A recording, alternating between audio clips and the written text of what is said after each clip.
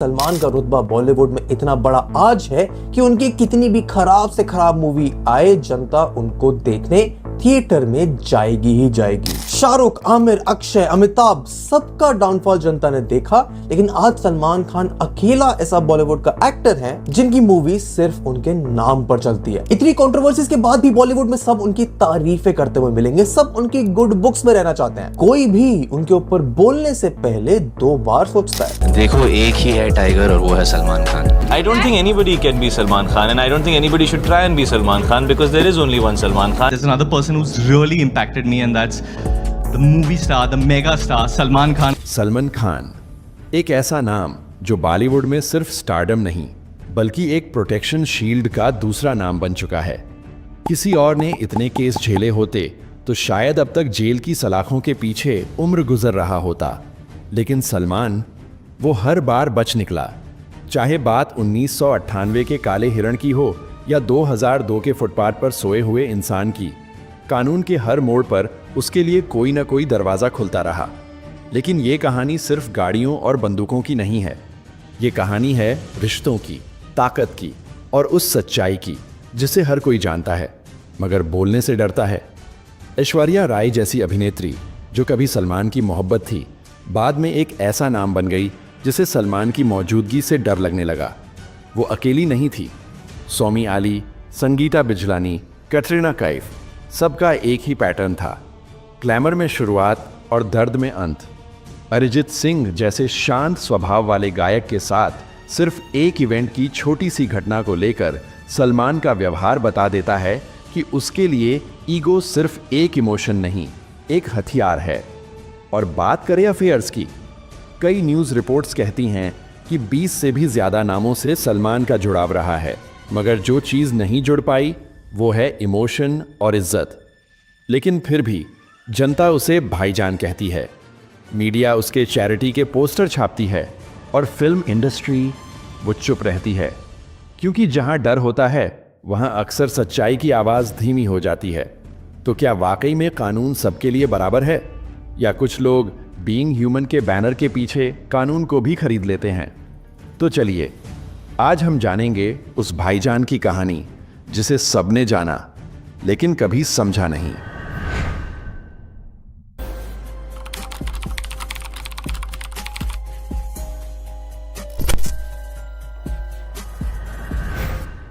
सलमान खान का नाम सिर्फ फिल्मों की वजह से मशहूर नहीं हुआ, बल्कि उसके इर्द गिर्द जो कानूनी कहानियां हैं उन्होंने उसे एक ऐसा इंसान बना दिया है जो हमेशा खबरों में रहा।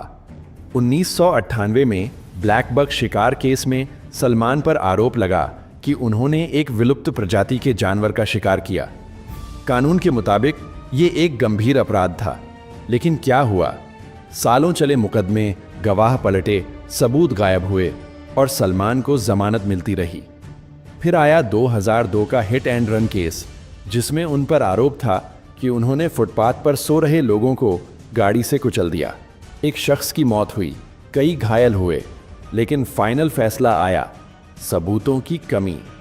तो सवाल ये नहीं है कि कोर्ट ने क्या कहा, सवाल ये है कि अगर यही केस किसी आम आदमी पर होता तो क्या वो इतने साल तक खुली हवा में सांस ले पाता?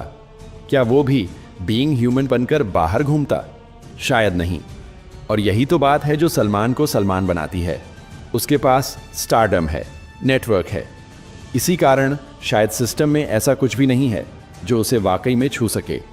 लेकिन कानून से बच जाना इंसान को बेगुनाह नहीं बनाता, क्योंकि असली कहानी तो वहाँ शुरू होती है जहाँ उसके पर्सनल रिश्तों की दरारें दिखने लगती हैं। ऐसी दरारें जिनमें कभी मोहब्बत थी, लेकिन धीरे धीरे वो डर और टॉक्सिसिटी में बदल गई। 90 के आखिरी दौर में सलमान खान और ऐश्वर्या राय की जोड़ी सिर्फ पर्दे पर नहीं बल्कि असल जिंदगी में भी हेडलाइन बन चुकी थी। हम दिल दे चुके सनम की रिलीज के बाद दोनों के अफेयर की खबरें आम हो गई थीं, लेकिन ये रिश्ता जितना चमकता हुआ दिखता था, अंदर से उतना ही सड़ा हुआ था। 2002 में ऐश्वर्या राय ने एक इंटरव्यू में साफ तौर पर कहा कि सलमान खान उनके साथ अब्यूजिव थे, इमोशनली भी और फिजिकली भी। उन्होंने ये भी बताया कि सलमान उन पर शक करते थे, सेट्स पर आकर हंगामा करते थे और फोन पर गालियां देना आम बात थी। और ये कोई एक दिन की कहानी नहीं थी। रिपोर्ट्स के मुताबिक कई बार सलमान ने नशे की हालत में उनके घर के बाहर हंगामा किया, दरवाज़ा तोड़ने तक की कोशिश की। ऐश्वर्या ने कहा था, मैंने रिश्ते को निभाने की पूरी कोशिश की, लेकिन एक समय के बाद जब आपकी सेल्फ रिस्पेक्ट ही खत्म होने लगे तो छोड़ देना ही बेहतर होता है। अब आप सोचो, अगर ये सब किसी और एक्टर ने किया होता तो क्या वो आज भी टीवी एड्स में बीइंग ह्यूमन की स्माइल देता या अवार्ड फंक्शंस में हीरो बनकर एंट्री मारता? लेकिन कहानी यहीं खत्म नहीं होती, क्योंकि ऐश्वर्या तो सिर्फ एक चैप्टर थी। सलमान की पर्सनल लाइफ की पूरी किताब में कई ऐसे नाम दर्ज हैं जिन्हें वो कभी ऑफिशियली एक्सेप्ट नहीं करते, लेकिन इंडस्ट्री और मीडिया उन्हें भुला नहीं पाती। अब चलते हैं उस चैप्टर की तरफ जहां सलमान की भाईगिरी ने सिर्फ पर्सनल रिलेशनशिप्स नहीं बल्कि पूरे म्यूजिक इंडस्ट्री को झटका दिया। अब तक आपने देखा, कानून भी झुकता है, मोहब्बत भी डर में बदल जाती है, लेकिन असली ईगो का ब्लास्ट तो तब हुआ जब एक मासूम से सिंगर ने माइक पर सिर्फ एक चेहरा बना दिया और भाई को बुरा लग गया। 2014 के एक अवार्ड शो में अरिजीत सिंह को मंच पर बुलाया गया। वो थके हुए थे, आराम से पहुंचे और मजाक में कह दिया, आप लोगों ने सुला दिया यार।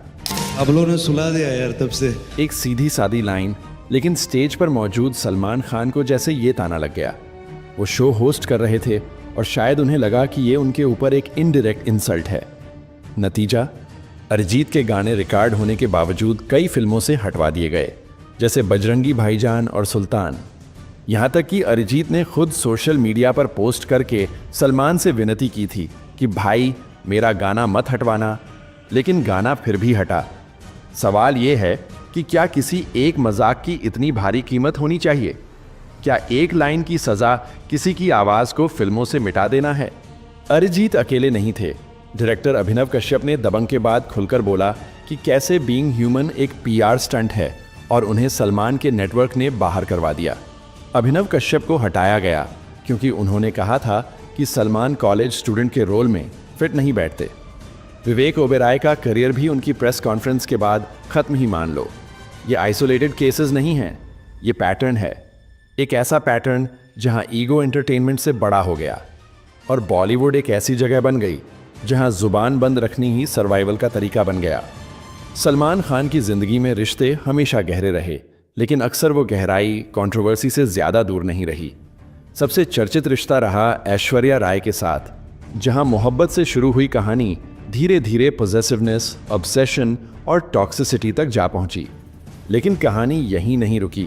कटरीना कैफ, जरीन खान और सोमी अली जैसी कई और अदाकाराओं के साथ भी सलमान का नाम जुड़ा और उनमें से ज़्यादातर रिश्तों का अंजाम या तो साइलेंस रहा या फिर सफाई देने वाले इंटरव्यूज़। लेकिन पैटर्न वही रहा, इनिशियल चार्म, फिर पॉसेसिवनेस और अंत में मीडिया सर्कस। कहा जाता है कि सलमान के 20 से भी ज़्यादा रिलेशनशिप्स रहे, लेकिन उनमें से ज़्यादातर सिर्फ गॉसिप कॉलम्स में रह गए, क्योंकि सलमान का नाम सामने लाना मतलब अपने करियर को खतरे में डालना। और शायद यही वजह है कि आज तक कोई खुलकर कुछ कह नहीं पाया।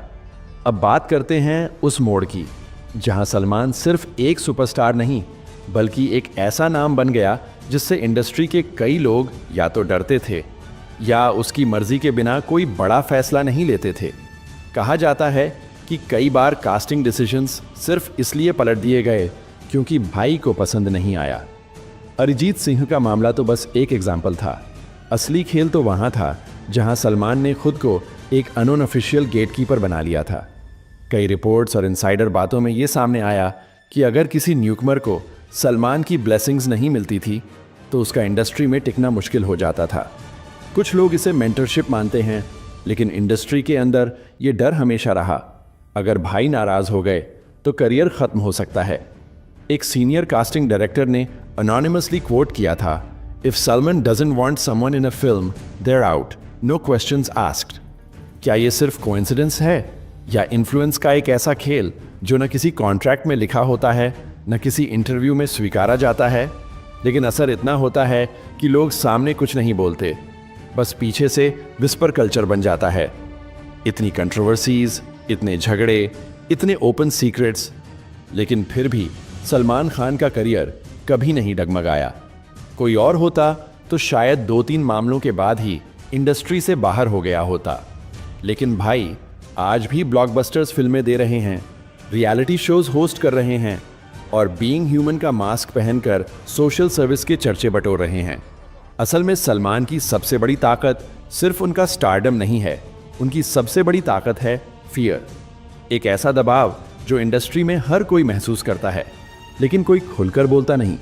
प्रोड्यूसर्स को डर है कहीं इन्वेस्टमेंट न डूब जाए, न्यूकमर्स को डर है कहीं करियर की शुरुआत में ही ब्लैकलिस्ट न हो जाए, मीडिया को डर है कहीं एक्सेस बंद न हो जाए, और यही साइलेंस सलमान को और मजबूत बनाता गया।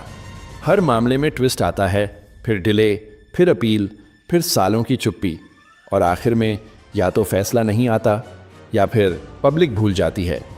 और भाई वो अगली ईद पर फिर से रेडी होते हैं अपनी अगली फिल्म के साथ। अब सवाल तुमसे, क्या ये सिर्फ स्टारडम है या फिर ये वो सिस्टम है जो ताकतवर लोगों के लिए कभी कोलैप्स ही नहीं होता? कमेंट करके बताओ, क्या ये साइलेंस मजबूरी है या एक मजबूर करने वाली स्ट्रैटेजी? और आजकल तो बहुत न्यूज़ वायरल हो रहे हैं कि सलमान खान अब बदल गए हैं। तो क्या वाकई सलमान खान बदल गए हैं? आज वो राम मंदिर एडिशन वाली घड़ी पहनते हैं, सोशल मीडिया पर संस्कारी जेस्चर्स दिखते हैं और इंटरव्यूज में मुस्कुराकर कहते हैं मैं अब मैच्योर हो गया हूं। लेकिन सवाल ये है कि क्या चेहरे की मुस्कान अंदर की सच्चाई बदल देती है? क्या घड़ी बदलने से वक्त के गुनाह मिट जाते हैं?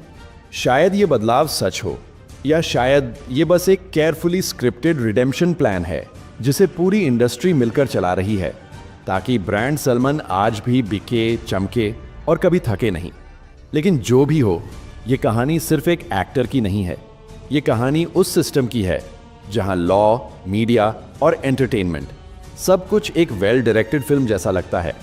अब फैसला आपका है, क्या आप उस कहानी पर यकीन करेंगे जो दिखाई जा रही है, या उस सच्चाई को ढूंढेंगे जो बार बार दबा दी जा रही है? कमेंट करके बताइए, भाईजान सच में बदल चुके हैं या फिर हम सबको बस स्क्रीन प्ले दिखाया जा रहा है?